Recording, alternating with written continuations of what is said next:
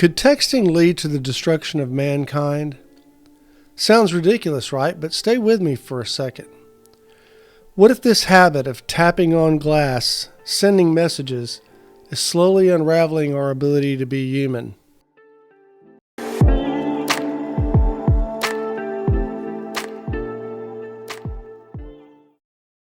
Welcome to Hank's Think Tank, the series where we don't just talk about what's going on, we examine where all this is taking us.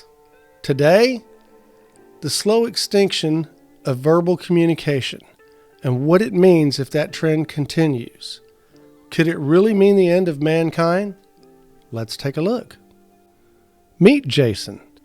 Jason is 27. He works as a customer service rep for a flat panel TV company whose name sounds vaguely familiar, but you've probably never said out loud. Like most mornings, Jason's alarm buzzes at 6 a.m. Before his feet hit the floor, his thumb is already scrolling.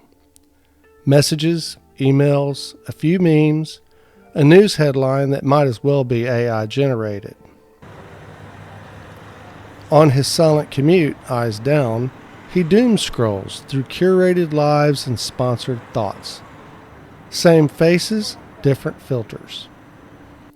At 8 a.m., Jason drops into his 4x4 cubicle.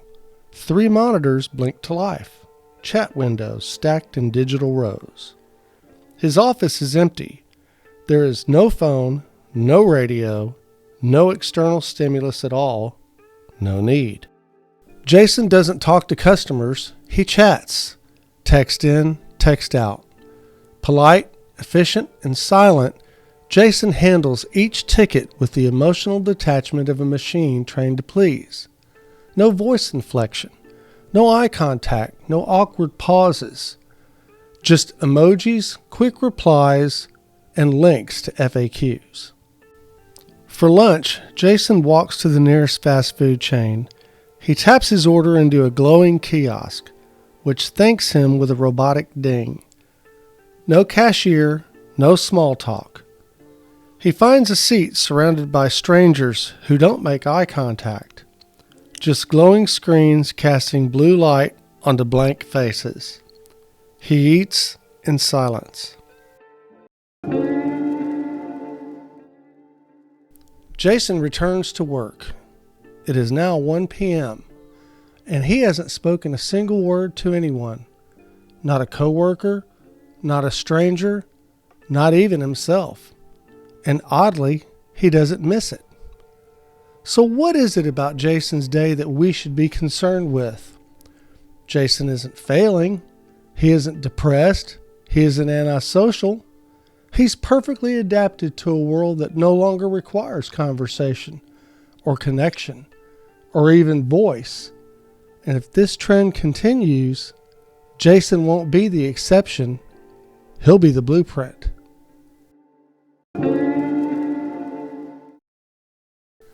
So let's step out of the hypothetical for a minute and into the now. Because this shift away from face-to-face communication and toward digital interaction isn't something that's coming. It's already here. And it's not just changing how we connect, it's changing who we are.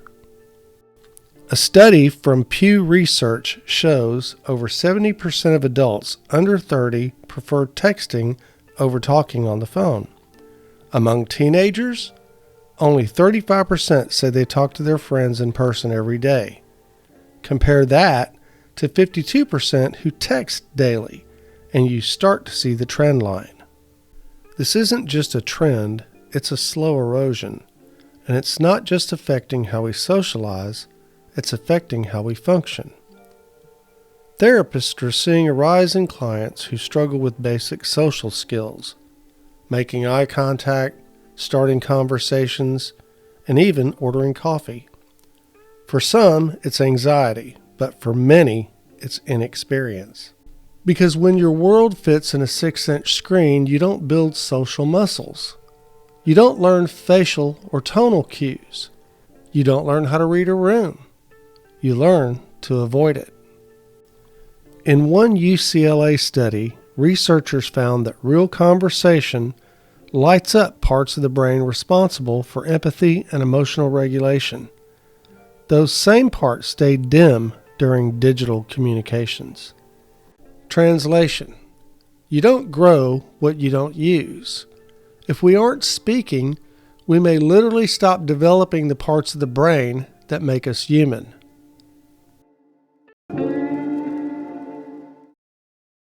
Restaurants are quiet now. Family dinners feel like group scroll sessions. We solve problems with emojis. We settle arguments with silence. We live in connected isolation. This isn't paranoia. This is a pattern, and the pattern is getting louder, even if we're not. So what happens when humanity becomes optional? Did we forget how we got here in the first place? Humanity didn't succeed because we were the strongest. We weren't the fastest.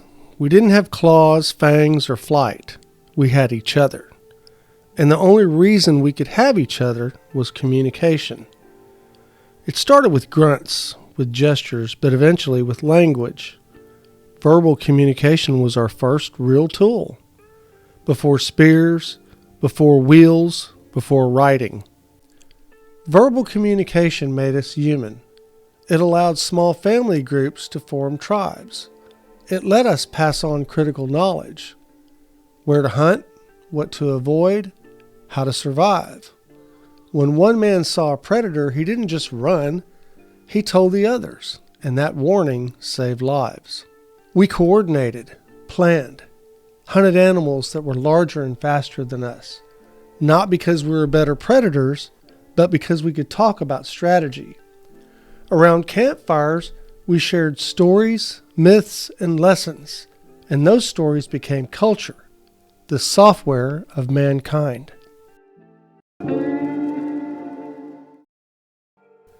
Every civilization you've ever read about, every war, every peace treaty, every innovation, from fire to flight, it was all born with a conversation. Now imagine slowly losing that. Not all at once, not through censorship or collapse, but quietly, as we choose convenience over connection, as we text instead of talk, as we scroll instead of speak.